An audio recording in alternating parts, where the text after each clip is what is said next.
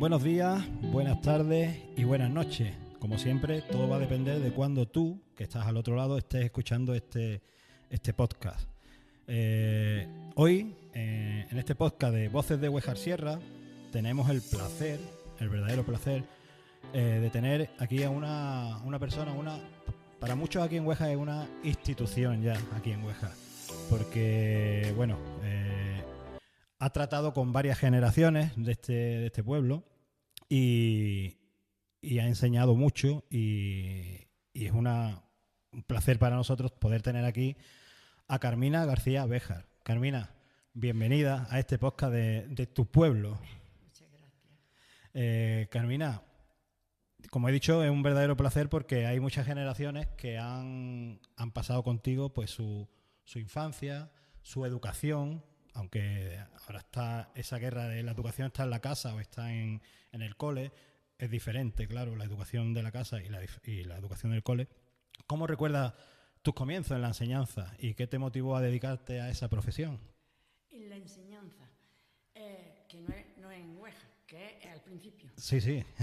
Bueno, pues que al principio, bueno, yo hice las oposiciones y al principio empecé a trabajar en una escuela rural de Málaga, que son unas escuelas del obispado. Y tenía hasta 70 alumnos con la ventaja, algo más de lo que ocurre en Huejar con la cereza. Allí la gente pues no venía. O sea, había en matrícula 70, pero no sé a cuántos llegaban, pero era unitaria. Y allí fue mi entrenamiento en una cortijada que se llamaba Choza y Dehesas de Málaga. Estuve ese primer año. Y luego ya,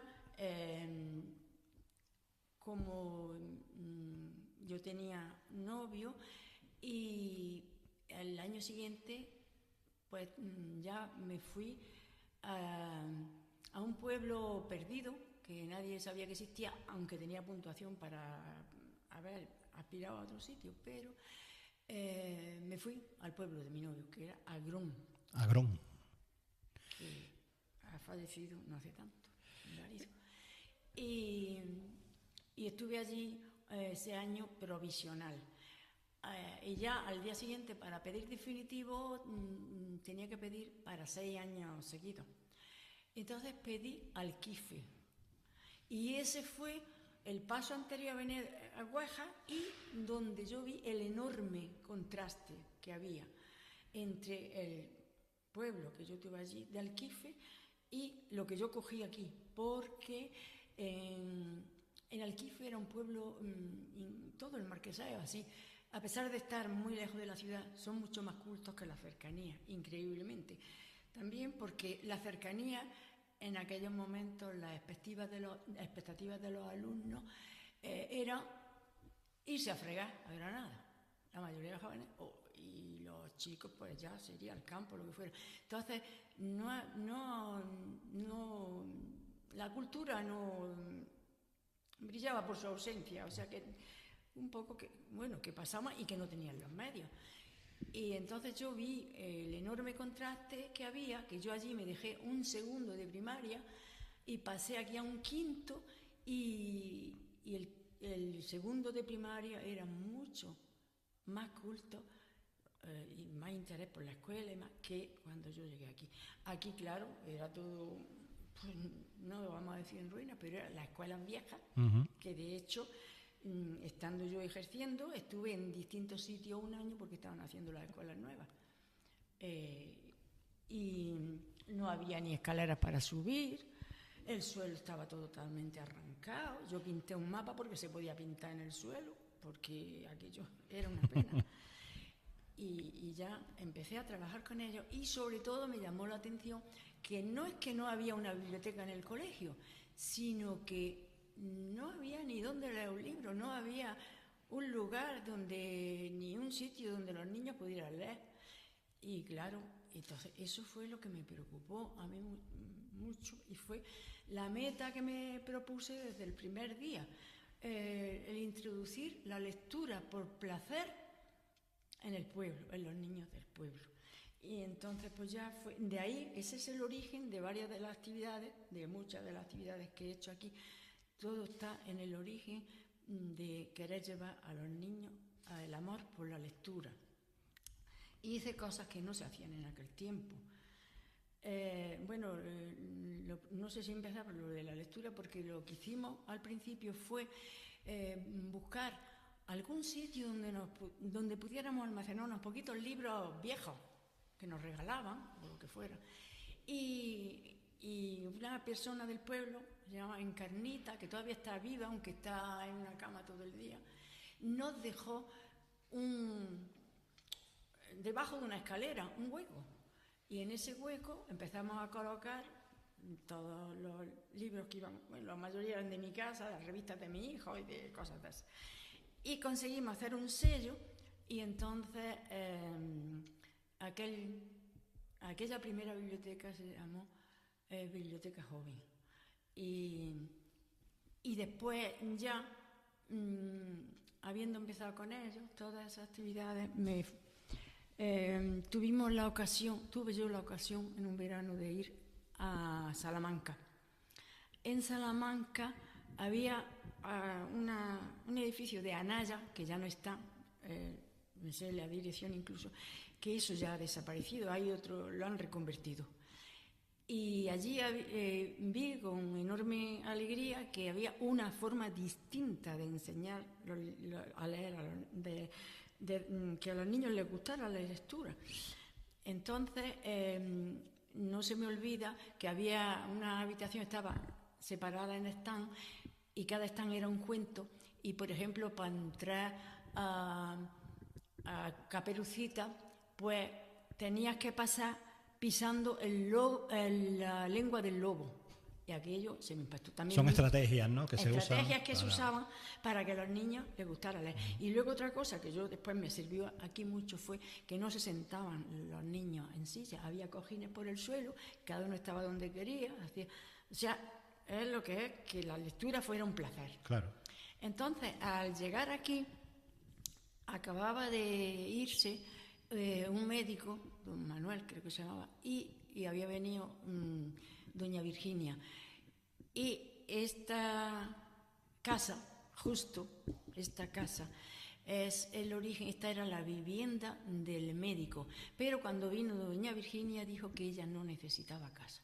Entonces nosotros vimos la oportunidad de solicitar al ayuntamiento que nos dejara esta casa para hacer de ella una casa de los cuentos mejor que la de Salamanca, porque ya íbamos a usar todo el recinto, no una sala. Uh-huh. Todo el recinto se iba a convertir en cuento. Y sí, y el ayuntamiento accedió. Yo he trabajado con 3 ayuntamientos distintos, los 3 se han portado perfectamente. Y entonces pudimos empezar un equipo de madres y maestras. Empezamos a trabajar todos los días, al salir de la escuela nos veníamos y montamos, por eso las salas distintas tienen los nombres de lo que fueron. Esta habitación donde estábamos era el salón del palacio, pues las cortinas de esa forma, como son, un trono, o sea, aquí los sillones de lujo y espacio para bailar, etcétera. Pues luego ya hicimos la casa del enanito en otra habitación, la cueva de la bruja, con su bruja que le daba a una cuerda y salía volando y se reía. La escalera era un monstruo, como un cocodrilo, ¿sí?, que se le abría la boca, se encendía la boca, y todo el pasillo era un bosque. Entonces pasó lo siguiente: ese alcalde que entró, lo primero que quiso fue asegurar todas las propiedades del ayuntamiento, porque antes pues no se daba importancia a los seguros o lo que fuera, y el hombre quiso que esto se asegurara. Uh-huh. Entonces, después de que ya habíamos disfrutado, pero el alcalde preguntó a las compañías y ninguna compañía de seguro se hacía cargo, porque, por ejemplo, el bosque todo lleno de árboles, pero todo de papel. Entonces, ninguna compañía de seguros se quiso hacer cargo. Nosotros ya habíamos instalado en la habitación de al lado una biblioteca que se llamaba la Biblioteca Parchí, porque tenía los colores del Parchí, las mesas de colores y los cojines alrededor, y ya con los cuentos los niños disfrutaban ya con los cuentos, e incluso llegaron a venir de los pueblos de la provincia, empezaron a venir a visitarlo como atractivo para la lectura.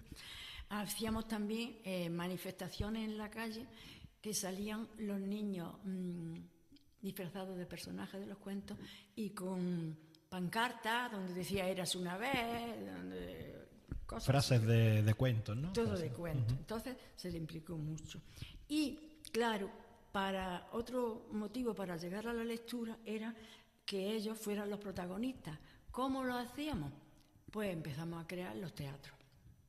Tuve 3 grupos distintos de teatro, uno con los niños, otro con senior, diríamos, con las personas mayores del pueblo, y otro universitario, que llegaron a actuar en la Universidad de Granada y todo, ya más formal. Todo eso era encaminado a la lectura. Y había más actividades que se hacían todas pues con el mismo. Luego ya la forma de actuar, porque la premisa que yo tenía era que no hubiera ningún niño, o sea, lo que sería hoy el bullying, que no hubiera ningún niño que por sus problemas no participara o no lo vieran. Entonces, los grupos de teatro, la condición indispensable era que participaban todos. Pues desde la que no podía hablar porque tenía un problema en la garganta, desde el que era atrasado. De hecho, el grupo de seniors, hubo gente que se borró porque había personas con... hoy antes se le decía, se puede decir porque sabemos que... Sí, antes decían subnormales. Sí, y entonces, con discapacidad, con alguna discapacidad. Hoy ya es con discapacidad, antes no decía eso. Y entonces hubo gente incluso que cuando sabía que participaba esa gente se borraba del teatro, no querían participar. O sea, esa era otra forma de excluir a la gente. Entonces yo lo que quería era la inclusión. Y entonces, ¿qué pasa? Que los que tenían problemas, sobre todo en la escuela, como tenían que participar con todo en el teatro, ya perdían el miedo a hablar y además los demás niños empezaban a verlos como uno más. No se permitía el que se le la discriminación, mote, la discriminación no se les permitía. Y luego ya todo estaba encaminado a eso porque por suerte conocí a Daniel Goleman, los libros de Daniel Goleman, y empecé aquí a implantar como novedad la educación emocional. Entonces, todas las actividades que se hacían, pues por ejemplo teníamos juicios, y en los juicios si se quejaba una persona, que ahí es donde podía decir, pues me tratan bien, no me tratan bien, todas esas cosas, y darle mucha importancia a los gestos, o sea, metiendo lo que era la educación emocional. Y entonces, por ejemplo, teníamos actividades muy distintas. Hay gente que las criticaba, el teatro lo criticaba alguna gente. Todas las semanas nos íbamos a merendar a casa de un alumno, y ellos se lo pasaban muy bien. Los padres con esa forma participaban mucho. Colaboraban en las actividades, sí. Exactamente, participaban. Y ellos por eso luego ayudaban en el teatro, ayudaban en todo lo que se presentara. Y la verdad es que fue muy bien, fue muy bien que se han hecho muchísimas cosas. Sí. Yo te quería preguntar, perdón, ¿qué significó para ti ver este proyecto de la Casa de los Cuentos que se hacía realidad y se convertía, pues eso, en un lugar vivo dentro del pueblo? Sí, pues no podía yo imaginar, como a mí me ilusionó lo de Salamanca, pues claro, yo empecé a soñar con eso, pero yo no sabía hasta dónde podíamos llegar. Pero al participar, las mismas madres, aquí detrás había un armario, era este hueco, claro, un armario empotrado donde abríamos y nos encontrábamos vestidos de princesa que lo hacían las madres. Aquí una cama, en el otro, una cama con dosel, con todas sus cortinas de raso, o sea, era una ilusión. Con la bruja lo que disfrutaban, con un muñeco a tamaño natural, encerrado en una jaula, la bruja riéndose. O sea, fue una cantidad de actividades que a los niños ha quedado en su mente aquellos recuerdos. Carmina, y hoy estamos grabando aquí, precisamente aquí, en una de sus salas, después de la reciente remodelación. Sí. ¿Qué sentiste tú al volver a este espacio Sí. y verlo así, renovado? Exactamente, porque han pasado más de 20 años a que yo he vuelto otra vez. Entonces yo, ya como se cerró la Casa de los Cuentos, no me imaginaba que esto iba a volver a tener vida. Y ya cuando me dijeron eso, pues me sentí con una suerte enorme, porque aunque yo ya en el pueblo había tenido una aceptación muy grande, porque habíamos hecho muchas cosas que estaban... O sea, es que yo me salía de la línea porque hacíamos cosas que no se hacían en la escuela. Después también, cuando no estaban los alumnos, pues mira, en mi escuela se pergeñó el primer escudo que tiene el pueblo, luego ya se modificó, la revista Plaza Mayor, las primeras semanas culturales, donde con el Duque de San Pedro tuve yo que ir a solicitar al sobrino del Duque de San Pedro y se nos hizo ese obelisco que hay ahí, las poesías que pusieron por las calles, o sea, fueron tantas vivencias que fue una alegría, pero claro, yo aquello ya durmió. Claro. Y ya no pensaba yo que más de 20 años después iba esto a ser lo que es ahora, ¿no? Mira que estoy durando. Entonces era un orgullo saber que la misma persona que organizó la Casa de los Cuentos haya tenido la satisfacción de ver esto renovado y de que se puedan volver a hacer actividades culturales y que hayan tenido el detalle de poner las habitaciones con los nombres de la casa. Con esos nombres que en un principio se le pusieron. Sí. Porque en esa reinauguración viniste con un discurso. Sí. ¿Qué mensaje quisiste transmitir en ese momento? El mensaje, un mensaje de satisfacción y bueno, y de agradecimiento sobre todo al pueblo, porque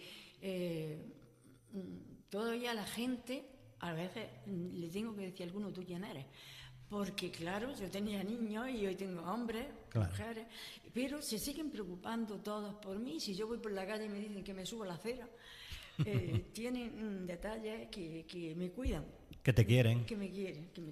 Que te quieren, porque como te dije, mi mujer es Margarita, y yo a usted no la conocía, a ti. Te voy a tutear porque te conozco. Sí. Te conozco desde hace 23 años. Fíjate. Que llevo con mi mujer, porque no hacen... Cada vez que hay algo de lectura, algún libro, siempre me recuerda a su seño Carmina. Sí. Y eres conocida como la seño Carmina. Sí, pero a mí el primer nombre me gustaba más que este. ¿Sabes cuál era mi primer ¿Cuál nombre? era? La Ceño. La Ceño, ¿no? Con Z. Sí. Yo de la Ceño... La Ceño Carmina. Era como un acto de cariño que claro, yo veía claro. como decían la Ceño. Carmina, porque la Biblioteca Municipal de Huejar Sierra lleva también tu nombre. Eso no es algo que ocurra todos los días y a todas las personas. ¿Cómo recibiste también esa noticia? Pues te digo la verdad. Yo, cuando dijeron de poner algo, yo pensaba que lo que iban a poner, porque también estaba reciente, era la sala escénica. Uh-huh. ¿Por qué? Porque yo fui la primera persona que empezó el teatro también, aquí. Claro. Y tenía varios grupos de teatro. Entonces yo pensaba que iban a poner eso. Pero realmente cuando yo vi que era la biblioteca, lo vi pues mucho más propio, porque gracias a Dios, pues de nuestro, bueno, yo es que no me iba a poner sola, de mis niños partió la primera biblioteca, entonces lo vi como más, no sé, y más importante en el sentido de que el teatro es una cosa esporádica, ¿no? Pero los libros pues siempre están ahí y sigue existiendo y yo a veces sigo creando proyectos, porque ya sabéis que tenemos el proyecto de la biblioteca humana. La filosofía, ¿no? El Club de la Filosofía. Bueno, sí, ¿no? pero eso... que en próximos podcasts vamos a tener aquí a Maya también hablándonos de ese proyecto. Sí, pero la biblioteca humana también está funcionando, las cosas empiezan con poco, pero después y se lo pasan muy bien. Y entonces yo incluso he pensado, porque como hoy la gente tira libros, porque incluso las bibliotecas no admiten a veces regalos. Yo tengo 100 tomos y dice que no, que las enciclopedias no las admiten. Y yo había pensado, había que hacerle un monumento al libro de papel, y yo lo haría a la entrada de la biblioteca, antes de empezar la escalera, un arco hecho con libros de papel, y luego ya barnizado o lo que sea, para que eso... Sí, para que se quede rígido. Sí, como recuerdo, como homenaje al libro de papel, porque parece ser que con internet... Sí, ya mira lo que tenemos aquí encima de la mesa, ¿no? Mira lo que estamos haciendo. Pero tú sigues viniendo con tu papel. Sí. Yo con la tablet y tú con tu papel. Sí, y tu cuaderno de porque, tu dossier. Sí, porque las poesías han sido muy importante en mi vida.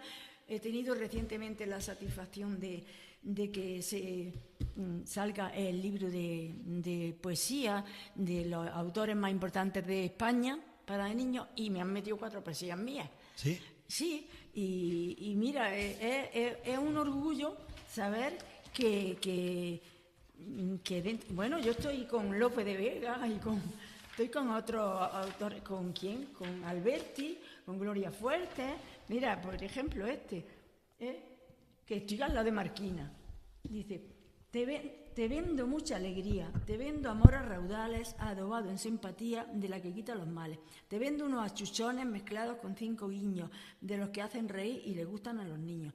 Te vendo unas carcajadas por unas cuantas cosquillas, risas del cielo bajadas como canto de chiquillas. Fantástico. Carmina, una cosa que me llama mucho la atención.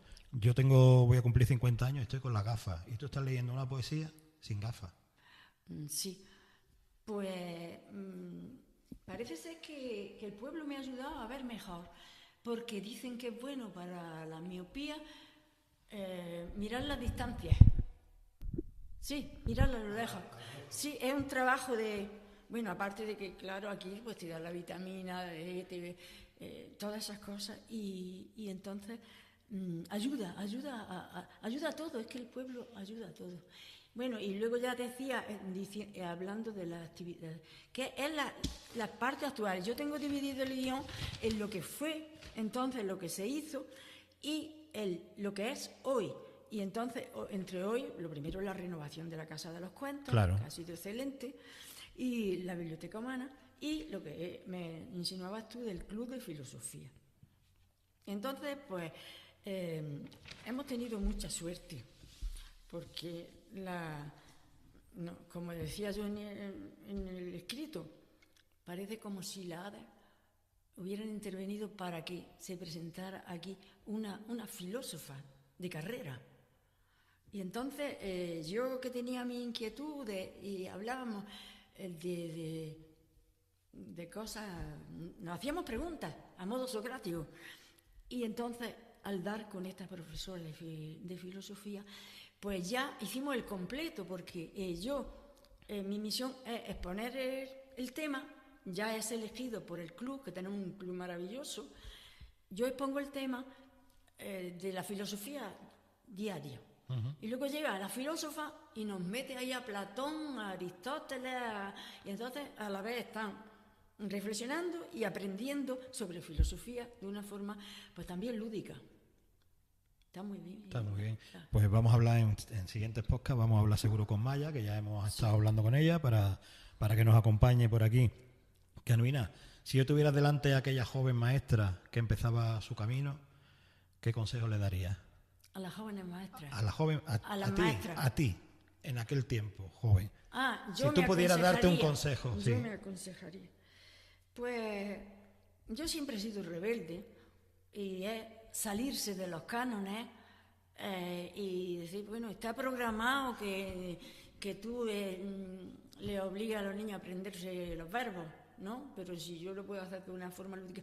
O sea, haber hecho desde el principio, yo creo que yo lo hice desde el principio a mi modo.